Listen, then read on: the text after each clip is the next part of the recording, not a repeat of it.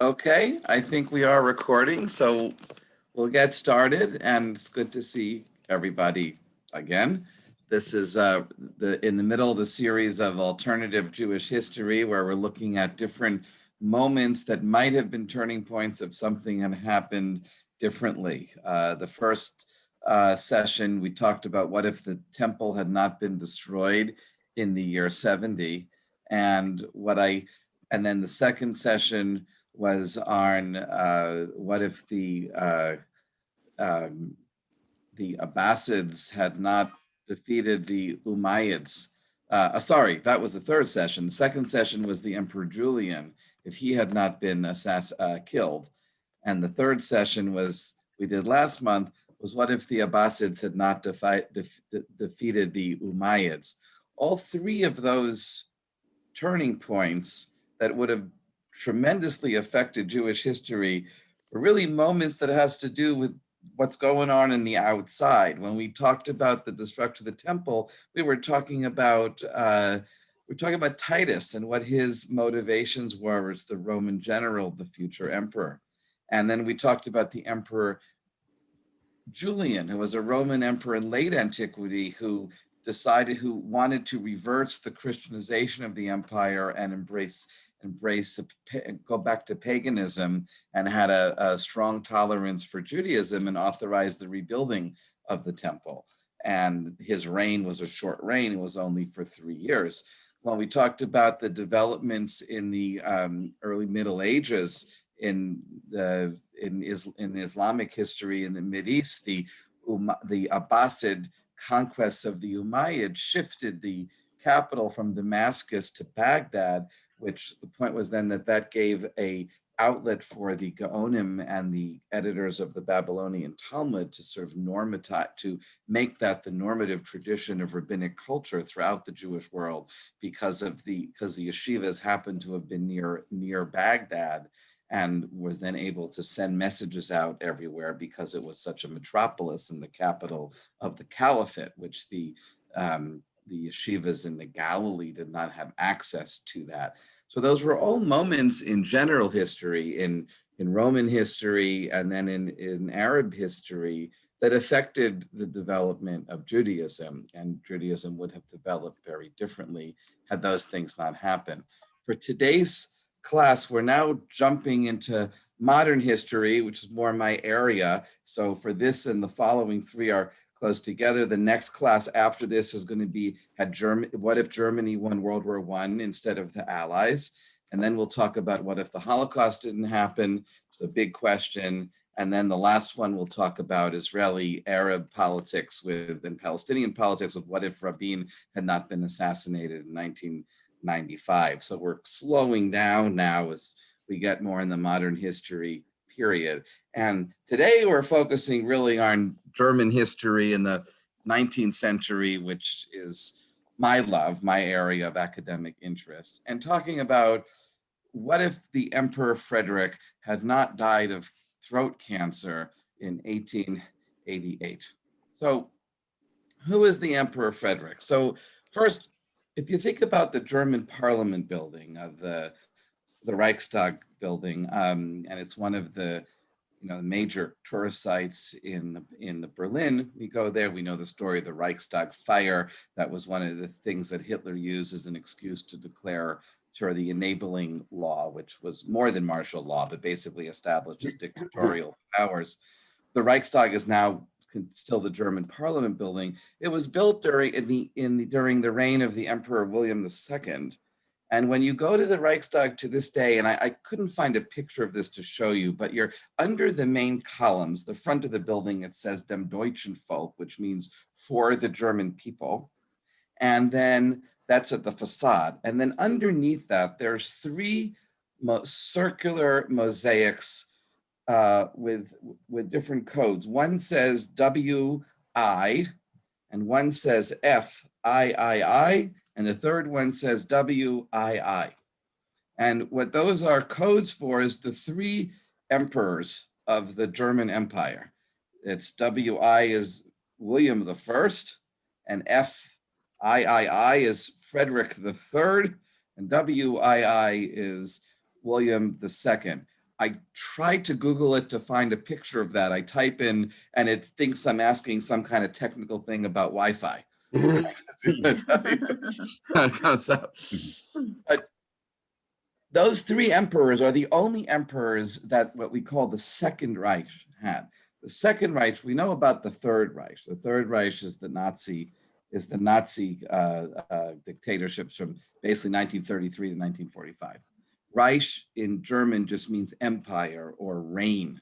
It's a cognate with the English word reign. If you think about the G and you make the GH like a K, then you get Reich and reign.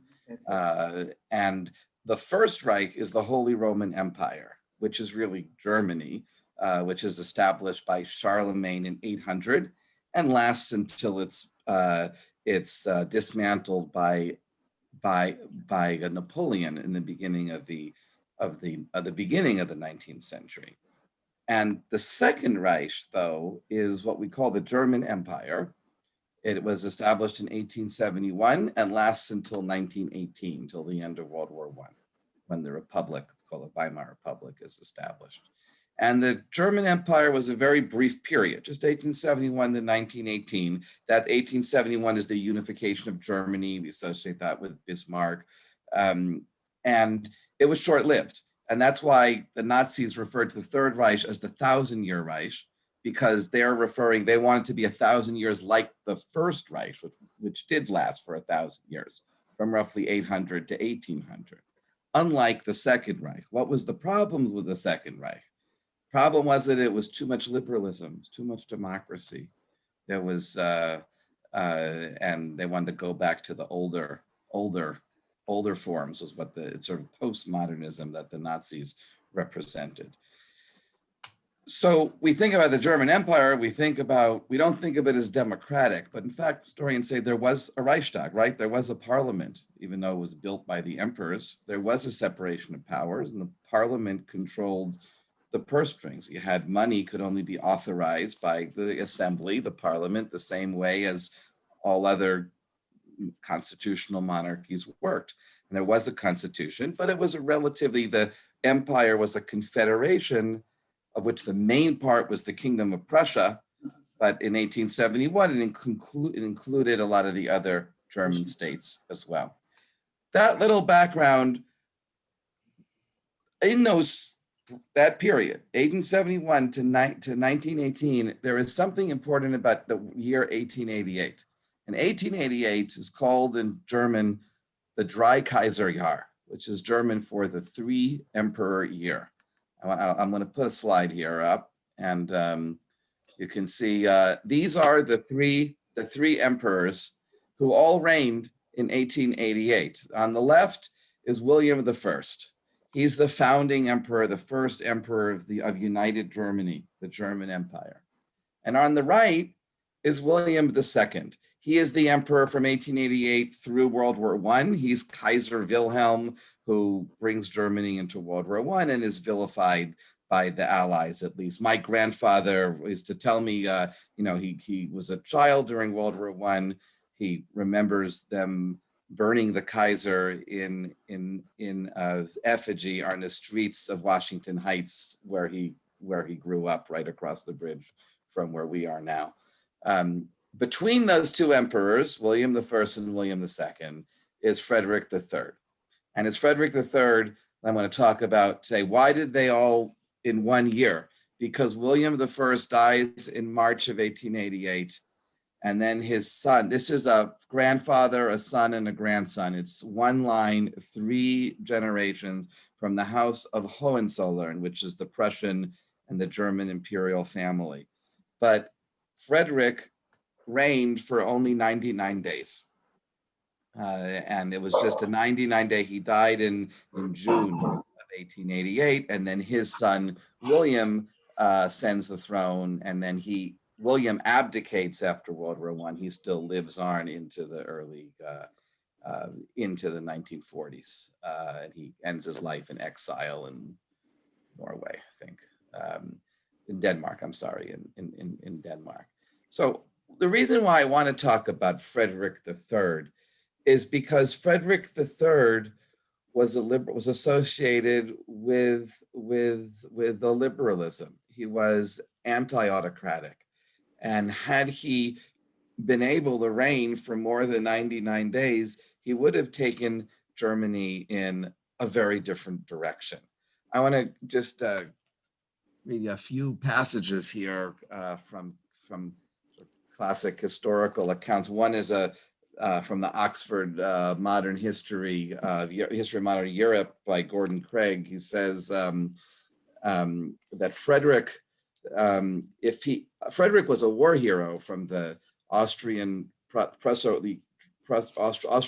War and the Franco-Prussian War, which were the wars 1866 and 1870 that established the German Empire. He was a competent military leader.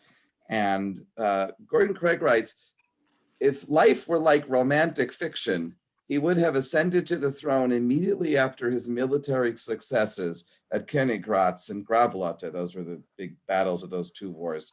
But his father lived for another 18 years, and the long wait frustrated him. People talk all the time now about how Prince Charles has been waiting to become king for so long. But the politics of the House of Windsor now is limited, right? In those days, the Hohenzollerns controlled executive power in the German Empire. And had Frederick taken power in the prime of his life, when he was at the top of his strength, top of his popularity, things would have happened and things would have moved in a very different direction. Another classic history of modern Germany by Kappel Pinson. He writes, Frederick III is the most tragic figure of the Hohenzollern dynasty. He becomes emperor at 57 years old, and he is already a dying man when he ascends the throne. His throat cancer was diagnosed in 1887, and there were different doctors were disputing the diagnosis. They decided then to remove the larynx. They weren't able to remove everything, but when he became emperor, he could no longer speak. He could only communicate through a writing, and he spent most of his 99 days he spent in his bedroom at the palace, not able to attend to anything, and gave directions from there. And then he died, as I said, 99 days after becoming emperor. Pinson writes, what the course of German and world history would have been had Frederick lived on is one of the controversial and problematic questions in German history. The 100 days of his reign, I mean, it's 99 days, so the phrase the 100 days applies too, remain but a minor episode in the annals of German history and an insignificant interlude between the heroic epic of William I and the stormy era of William II. They're very similar to when we talked about the Emperor Julian, right? This is another emperor who reigns for a very, very short time, whose life is tragically cut short, and yet had offered so much promise, and there were so much hopes in him and how he might have brought things in a different direction. I'm going to say a few words about Frederick in terms of what his positions were in general German politics, and then I want to talk about his relationship specifically with the Jews. There were the main conflict of Frederick's life was with the Chancellor, Otto von Bismarck, who we know is the founder of German unity, right, and the German Empire. When Frederick actually became the Crown Prince of Prussia in 1861, when his father became King William after his uncle Frederick William died. So at that point in 1861, which is 10 years before German unity, Frederick is the Crown Prince of Prussia. And he came into conflict with, right in 1862, in the second year, there was a conflict between his father, King William, so we go back to there, King William is on the left, and the Prussian Diet, which the Prussian Assembly. And what it was that the King William, Frederick's father, wanted to reorganized the Prussian army, and the parliament was hesitant and didn't want to approve the funds for it. And it became a real constitutional struggle between the king and the parliament. Now, as I said, the parliament controlled the money, right? The king couldn't just authorize expenditures. But the difference between the German system and England or America in that is that in Germany, it was the Constitution was still relatively new. The Constitution only dated back to 1850, which was after the revolutions of 1848 and 49, when the king agreed to establish a constitutional monarchy. So it's only 10 years old. This was so a major constitutional crisis where the king said, you guys can do civil law, but the military is my domain as the king. And it has nothing to do with you. And you have to give me the money that I need for the army. It had to do also with what how the mandatory military service, how many years, how many brigades there would be. It was a whole different thing. The king wanted one approach and the parliament wanted a different type of military. The parliament wanted a big national military that everyone could feel nationalism and support for, and the emperor wanted a more highly trained, sophisticated fighting force. So King William was very stubborn, and he wasn't used to dealing with parliament. So he was threatening to, at one point he dissolved the parliament, but then they had a new election and there were more liberals elected the second time. So the king was so angry, he was ready to abdicate.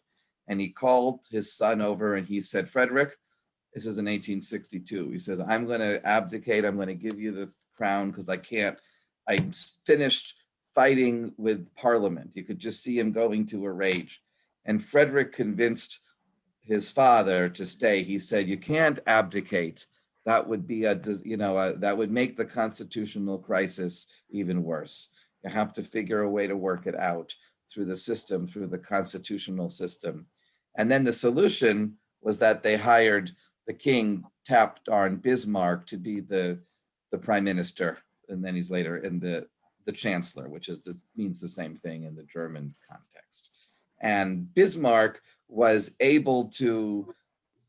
master politician, and he was able to push through what the king wanted to do and make other deals with parliament, and was the right person to get them past the constitutional crisis.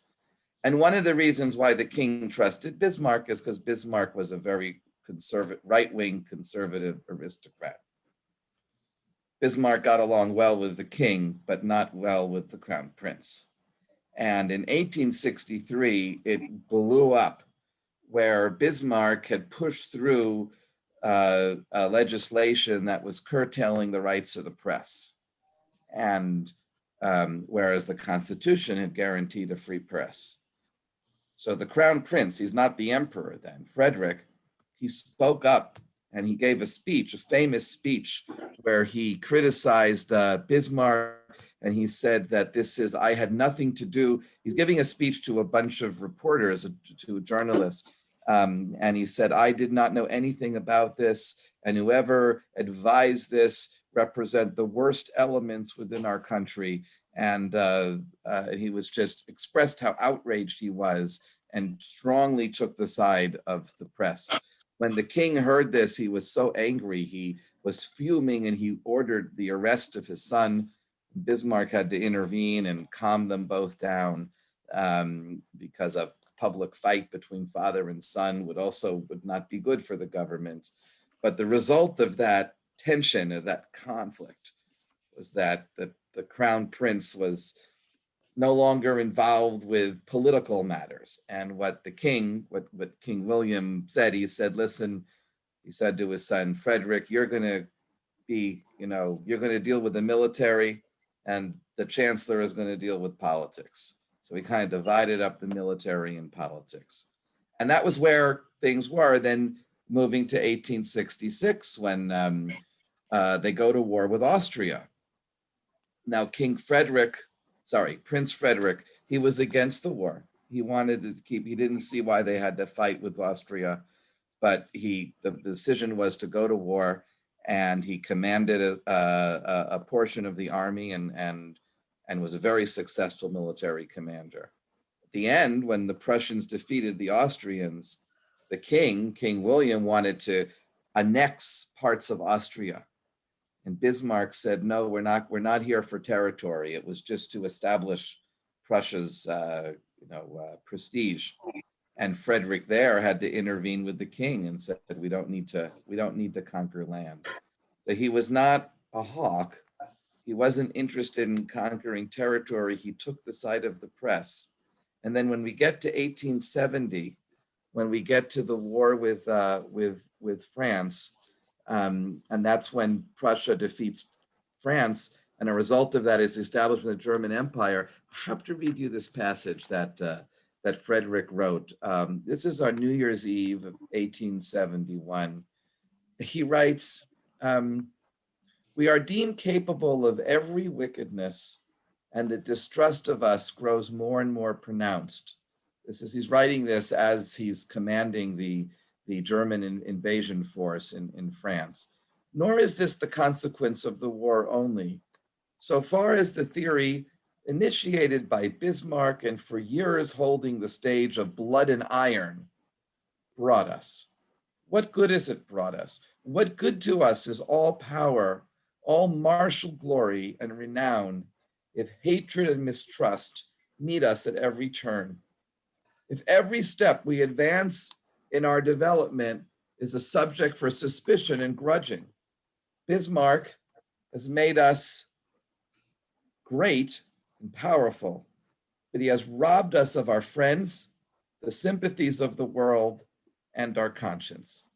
It's an incredible sense of regret that and political questioning. He is presiding over the victorious German military force in France.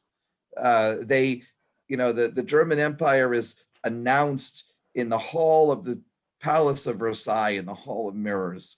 They really stick it to the French, and they've defeated the most powerful adversary, and German unity is established. And rather than celebrating the victories, Frederick is questioning what if it was worth it, because the rest of the world sees us as a bully, and not as a moral force, which from his perspective, the purpose of politics, of the state, is to fight for the good and for rights and for freedom, which they were not doing there. Again, it's absolutely extraordinary passage, I thought, when I came about that. It's another passage where he talks about walking through the battlefield after the battle, and he sees all the dead French soldiers, and he regrets the bloodshed. And he speaks to a French officer who's prisoner of war, and he has a conversation with him in French, and asks for his address to send news to his family. There's a humanity there, a universal sense of humanity that was special. And he really says how he was, that's where this really differs, and it's a very different approach than the harshness of Bismarck, who's known as the Iron Chancellor, who led Germany on a path of blood and iron. Frederick spent a lot of time in England, and he was the left-wing party in the Reichstag was called the Progressive Party, was called the Crown Prince's Party, and it was associated with him. He was the unofficial leader of the left wing, and one of the explanations that's given why he was such a supporter of parliamentary democracy is because he spent a lot of time in England, and his wife was a daughter of Queen Victoria. So he married into Queen Victoria's family, an English-speaking wife, and he had great admiration for the parliamentary system in the United Kingdom, and that's what he sought to instill in Germany in his time there. So when he becomes emperor, when Bismarck is worried because he could have become emperor any soon. His father, Emperor William, dies just shy of his 91st birthday. which is why for so long, Frederick was waiting in the wings to become the emperor. And when the time he becomes emperor, he's already sick from the cancer that was diagnosed just the year before. Bismarck is nervous that the new emperor is going to remove him from power. But instead, Frederick embraces him and thanks him for the support he gave to his father and says, I hope you'll continue to serve. A number of historians think that Frederick was so overcome by the cancer that he was fighting, that he was depressed and didn't have the energy or the fight in him at that point to make a change in the country in the directions that he wanted to. He did remove the Minister of the Interior. It's the one great liberal act he did as emperor, who was known to have been particularly oppressive and in charge of the police, everything. And he did remove that individual, but he did try in the politics of his very short reign, tried to promote various people that were associated with the liberal wing, and Bismarck fought him on all of those elements. And Bismarck isolated the emperor and the empress, and she was really just taking care of him as he was sick.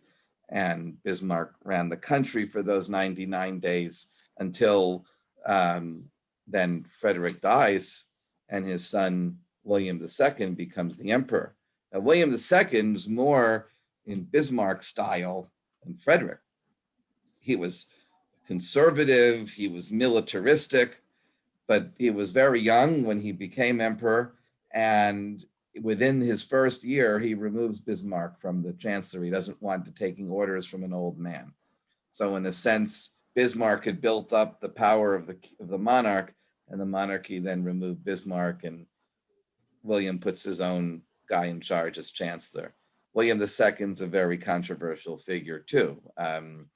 He was anti-Semitic, but he didn't act on his anti-Semitism, but he didn't say anything against the anti-Semites. And he's basically faulted with leading Germany into the arms race, and then the terrible decision to move into World War I. And he abdicates the end of the war in order for the war to end. This is a picture of the Frederick's mausoleum in Potsdam. It's the sarcophagus, the tomb where he's buried. He's buried in Potsdam, which is the city outside of Berlin, where the Hohenzollern families lived. And he was born in the New Palace, which is the Palace of the Hohenzollerns.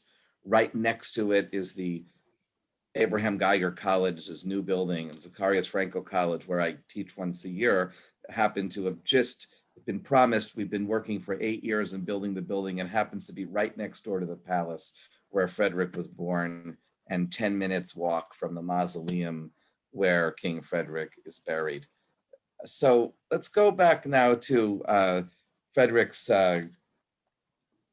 role with the Jews. He was, when he died, read this, that there is a passage here. This is written by what is this? It says it's talking about the empress. This is written by one of the courtiers. The empress is beside herself. She was heard weeping but screaming. She said, "What will become of me at my age without a home, and with all the grief that what will happen to us here? To our now, tomorrow at 10 is the funeral, and by 12 it will be over." And then the letter says, "Many wreaths have arrived from regiments, but more from the Jews. There is a whole room full of Bleichroder, Schwabach, Heimann, etc." So it's a contemporary account of the palace on the day that the emperor died. And there are all these wreaths from the military because he was a great military hero. But there were also all these wreaths from the Jewish population, from all the different Jewish admirers that the emperor had. His loss was a great loss, especially for the Jewish community in Germany. So I want to then now say, give you a piece about that.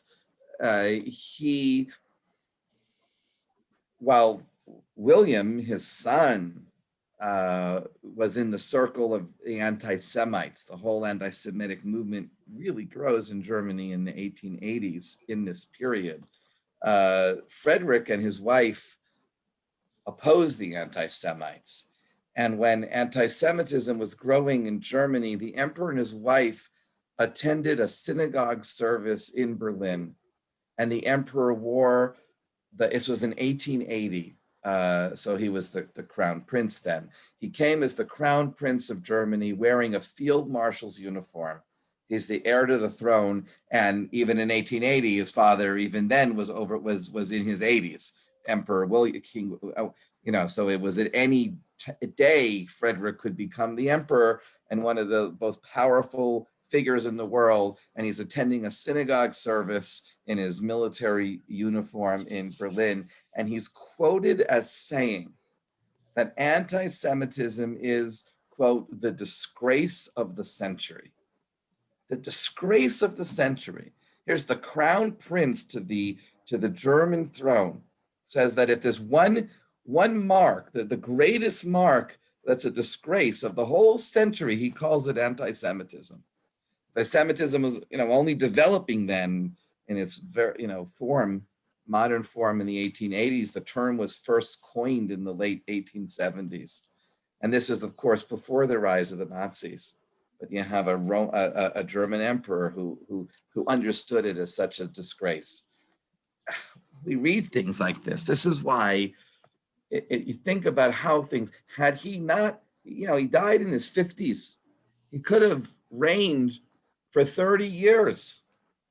And how different everything would have been. You had a German emperor who was committed to liberalism, to parliamentarism, to separation of powers, to freedom of the press, to freedom of religion, who was ready to fight anti-Semitism.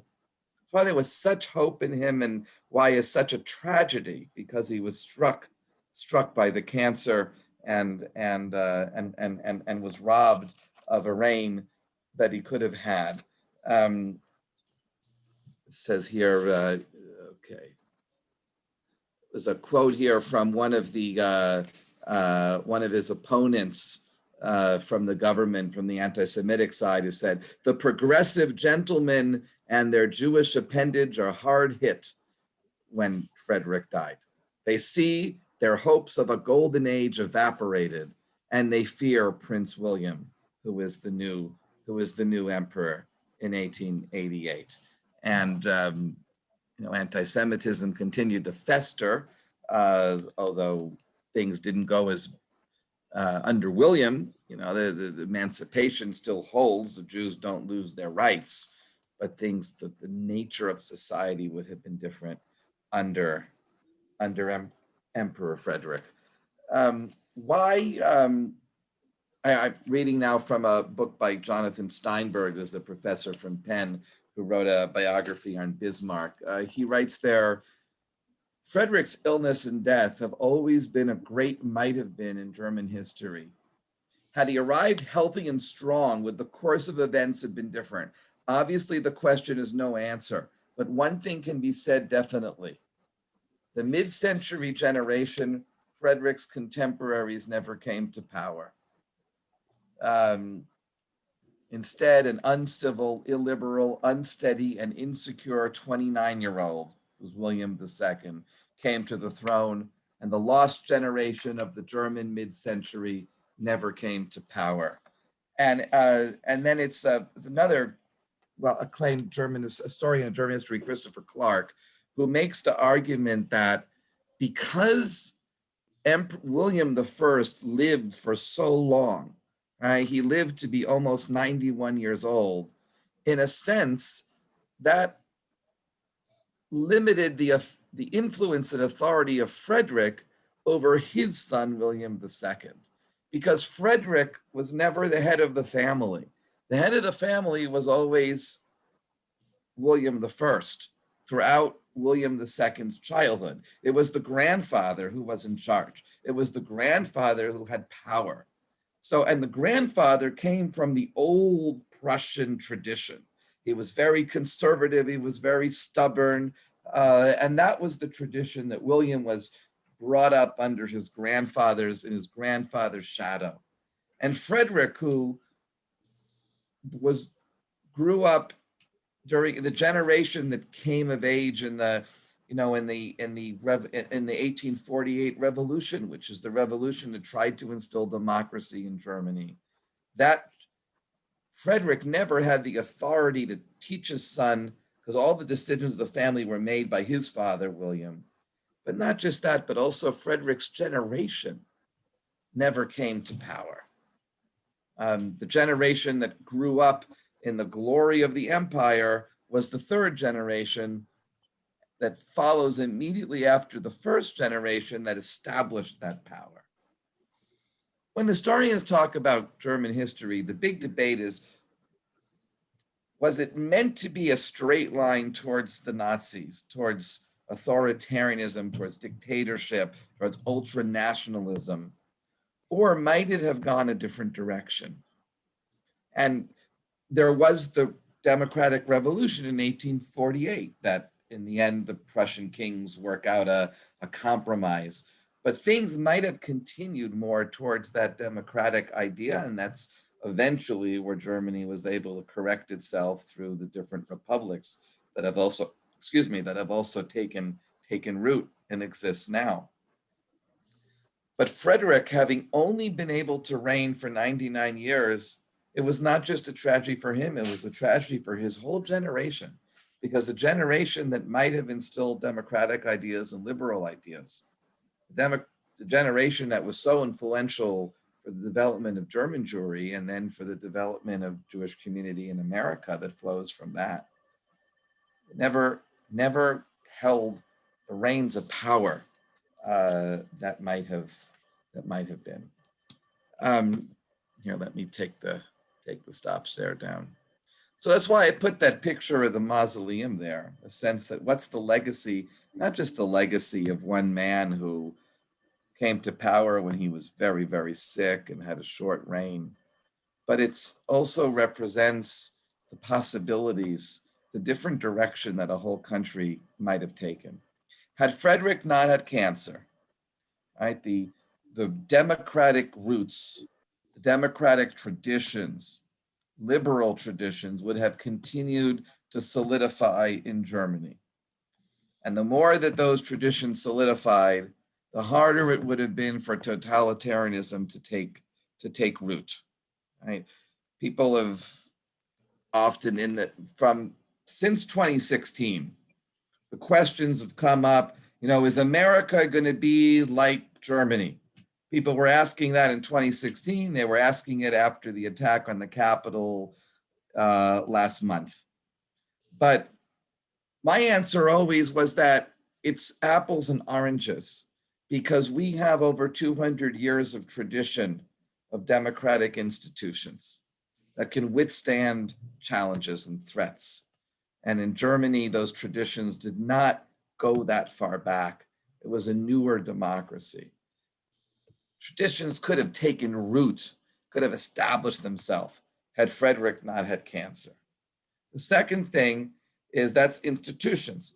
Second area is the political development, that Frederick would have led Germany to a position of friendship, in a sense, with England, rather than the arms race with England that William did. One of the tricks that Bismarck came up with in 1888, when he was worried, he didn't know that Frederick was going to die, so quickly, but he wanted to make sure that to limit the influence of Frederick moving Germany closer to England, he was concerned because the Empress was the daughter of Queen Victoria. So one of the things that Bismarck did is he focused on Germany acquiring colonies in Africa. This was the rush to imperialism and colonization, and that established a competition with the British, which then, in a sense, undermined Frederick's Progressive Party in the Reichstag elections. Bismarck knew how to play those games and where to win the popular vote. But had Frederick served, I don't think things would have led towards World War I the way that it did under William II. William II was a very impressionable young man who was militaristic, who was aching for a fight. Frederick was a war veteran, and war veterans don't ache for fights. You know, he knew he knew the horrors of war, and he was a patriot in that he served his country and he commanded armies. But in both the two wars that he served, the Austro-Prussian War and the Franco-Prussian War, he didn't want to be in the war, but he served. So he would never have wanted to enter a war. So it's far more likely that had Frederick been sitting on the throne of Germany instead of William II, that World War I would not have happened, which also would have changed everything. Now, what would have happened if World War I didn't happen or the Germans won, that we'll talk about at the next class next month. But the third area is the relation with the Jews, right? And this should be obvious at this point. If Germany had been able to instill at an earlier point in the late 19th century the democratic traditions, if it had more embraced liberalism, if it had gone that direction instead of towards the authoritarian conservatism that unwisely appointed Hitler as chancellor in 1933, the horrors of the Shoah, of the Holocaust, might never have happened. You know, and all of the direction of Jewish history would have been different since then. There are so many what ifs in history that bring here or there.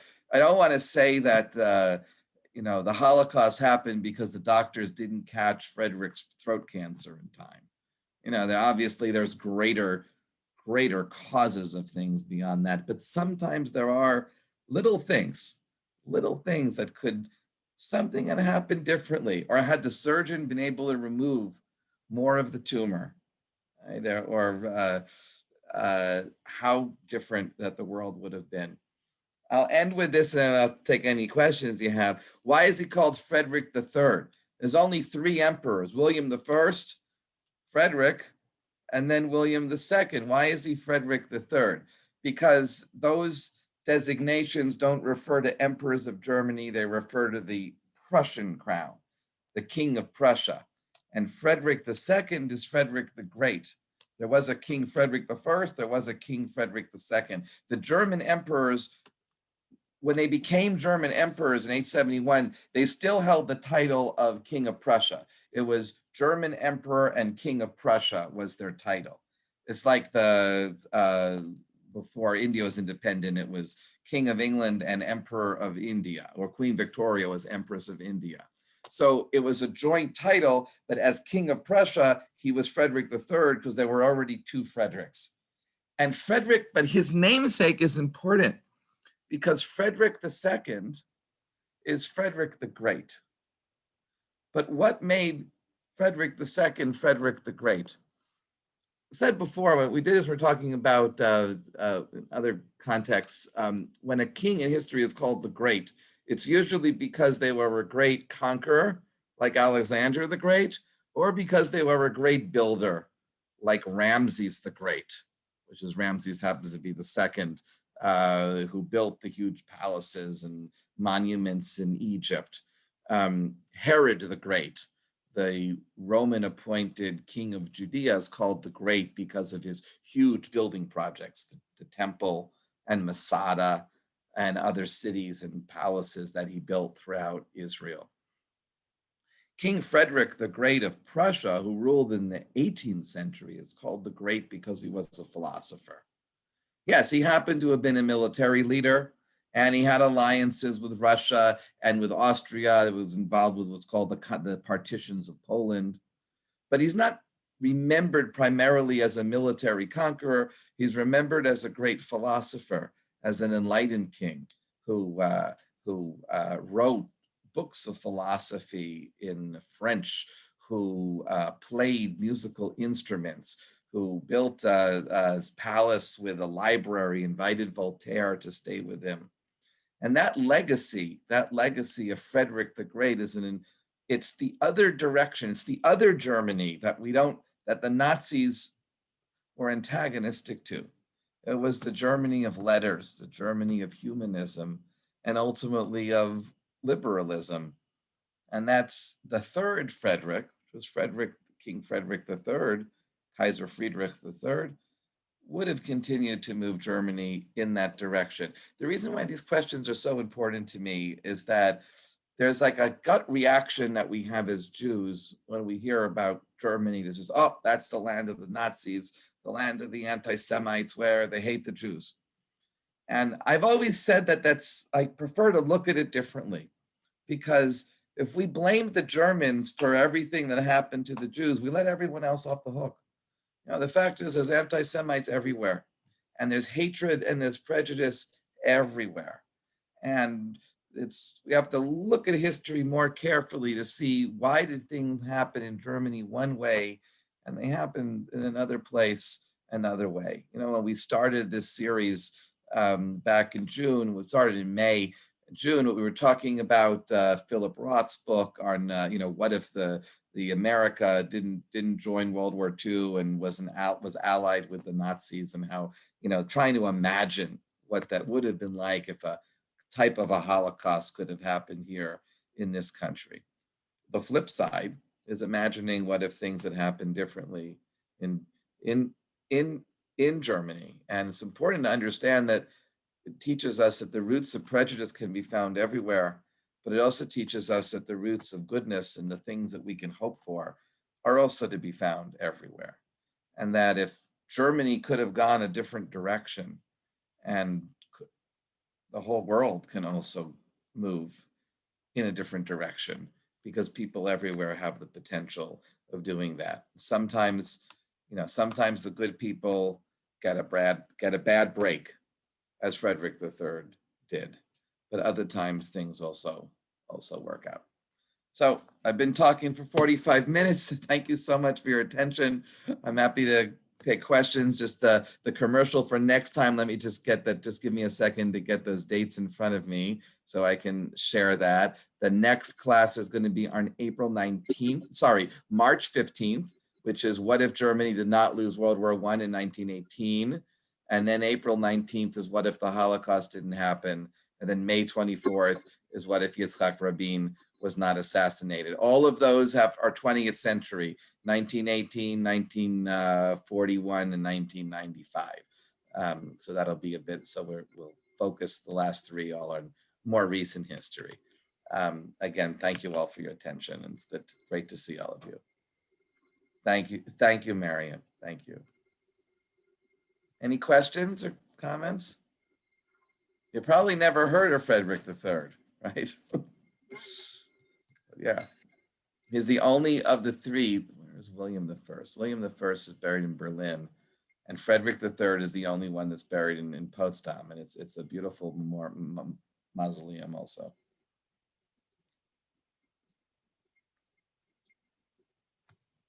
No questions? Good. I guess I covered everything. When we get to the 20th century points, it's, get more the meat of it in terms of things we're familiar. But, sometimes it's these unfamiliar stories like the Emperor Julian and the Emperor Frederick that we really didn't know much. I didn't know much about them,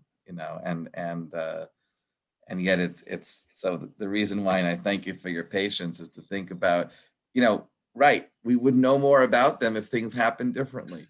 It's because things went the rest the way they did is why we don't recognize their names, and we don't know their stories.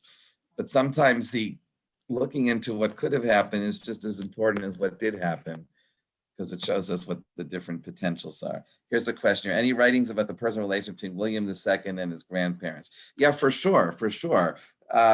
It was his grandparents, especially his grandfather, William I, was the major influence on William II. The best book on William II is the biography by Christopher Clark. And as I was preparing for this lecture, one of my own resolutions was, I should really read Christopher Clark's biography of William II. I've read two other books that Christopher Clark did, but I never actually read that one. And it's worth looking at. Yeah, William II, as I said, was he was much more conservative in his nature, but also militaristic. And he wasn't an overt anti-Semite, but some of his best friends were anti-Semites, we'll put it that way. And William I was not. William I stood above politics. William I was a very old style king, 9th century king. He thought it was demeaning for the king to get involved on the political level. That's why he almost abdicated in 1862, because he didn't understand why he should have to negotiate with the parliament. It was beneath him to go down to that level. William I is fascinating also. When he was declared emperor of Germany, he supposedly wept that night because it meant the end of the Prussia that he loved. So there was the sense that it wasn't about world power, it was just about his kingdom that he inherited. So William II inherits all of that, but William II wants to make Germany the dominant world power and basically contest England for who's the greatest power in the world. It might have been resentment from his father and his mother, because his mother was an English princess. His Queen Victoria was also his grandmother, right? His grandmother was Queen Victoria on one side, and Kaiser Wilhelm I on the other side. And he probably resented his English heritage, and it's why he led his country to war with England. Let me say, I have two questions here. Why do you think his grandfather was more much William II than his father? Manny asked. The reason why, as I said, is because his father didn't have any control because his grandfather was the king.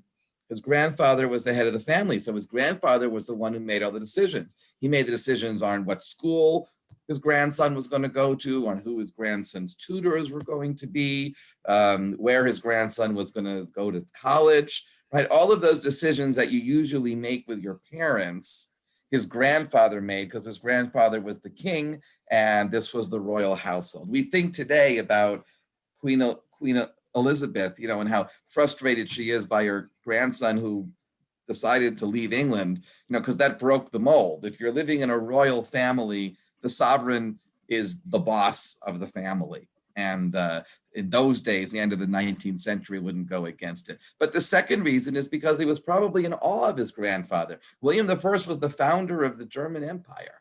So he grew up in his grandfather's shadow, and his father, who kept fighting with his grandfather and took the side of the liberals and the Jews, like, where was the glory in that from William's perspective? Okay, let me see what I got. What was Frederick's view of America, especially given the US domestic situation? He never visited America. He did visit Israel, actually. He visited the pilgrimage to the Holy Land, and he was present at the opening of the Suez Canal. He represented Germany there. He also represented Germany at the 50th anniversary for Queen Victoria of her Jubilee year. He never visited America. He did have associates who also visited America. One of his, it was one of the major German Jewish politicians, Ludwig Bamberger, I think it is, it's just from my memory, was close with him and then died visiting America.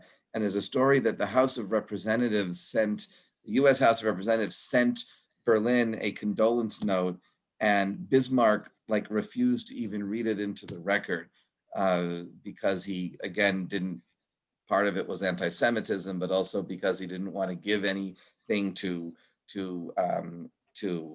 Frederick's side and the more progressive party that was aligned also with America. So I think, again, doesn't have any direct connection with America, but he did as another republic with strong democratic traditions, I can only assume that he had a strong opinion of American democracy, which certainly was under the British orbit of culture. He looked west. It's one of the historians have said that just as William I looked more to the Russian model, to the autocracy of the czars, Frederick III looked west towards Britain and America, seeing the democratic traditions as an alternative. And Germany, geographically and culturally and politically, is situated between Russian autocracy and British and American, like a democracy. And they, and those two first emperors, William and Frederick, represent those two sides. And William II goes more towards the autocratic side. There's another comment here. His grandmother was Queen Victoria, but yet he went against that. Yeah, he did, because he didn't have any relationship with his grandmother. But that's one of the mysteries of how World War I came about, that all of the royal families of Europe were all cousins and related to each other. They were all intermarried with each other, But I just give you, hold on a second, from the background of Frederick's involvement with England. Says he, in 1851, he visited England on the occasion of the Great Exhibition, and in 1855, he became engaged to Victoria, Princess Royal of Great Britain, who's Queen Victoria's daughter, to whom he was married in London on January 25th, 1858. So that was his start in England there. So Frederick spent time in England, and he was very, very comfortable there. Another thing that also I wanted to mention, those of you who were in the Germany trip with me, you remember we went to the Pergamon Museum, which is Berlin's premier archaeological museum. It's called the Pergamon it's a relief of the altar from Pergamon in Turkey that the German archaeologists moved and put together in the Pergamon Museum in Berlin. There's also the Ishtar Gate from Babylon that they constructed there in the Pergamon Museum in Berlin. Frederick and Victoria were great patrons of the arts and culture in Berlin and of the museums. And they were there at the founding of these great museums, and particularly of the archaeological excavations. They specifically was a patron of the Pergamon excavation. And the Pergamon Museum and the tremendous archaeological displays that are in Berlin is there specifically as a function of the sponsorship and patronage that Frederick was able to lend as the crown prince because he was crown prince for many years, from 1861 until 1888, a long period.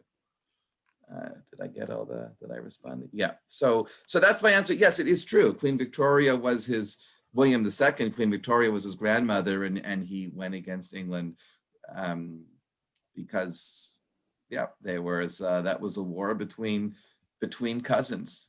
They were also related. There were relations between the Romanovs and the British, and they were all interrelated with each other, and how they still. And the reason why royal families intermarried was specifically to secure alliances and friendship. So that makes the challenge of the tragedy of World War I all that more poignant, because that system between the royal connections as well as the alliance collections, the diplomatic collections, everything broke down and nothing worked the way it's supposed to. A lot of historians say that's why it worked for 100 years, right? From the end of Napoleonic Wars until World War I, you had a 100-year period where there were no great inter-European wars between the great powers, except for the little war between Germany and France. That was the Franco-Prussian War.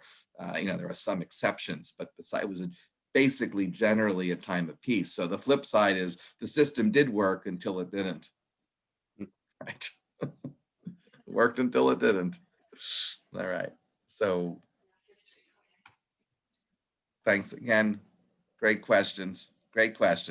And it's a great transition to the next talk, because we're going into William II and then World War I, and talk about how things would look different there.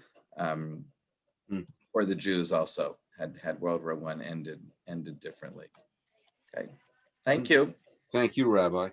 Yep. Thank you very much. My pleasure. Good night, everybody. Nice job, Rabbi. Thank you, Karen. Thank you. Thanks. Thank you. Thank you. See you So tomorrow. Howard, I guess I should press the stop button on the record, right? You should. Yes, Okay. now you can press stuff. Excellent. Do you want to Good stop idea. the cloud?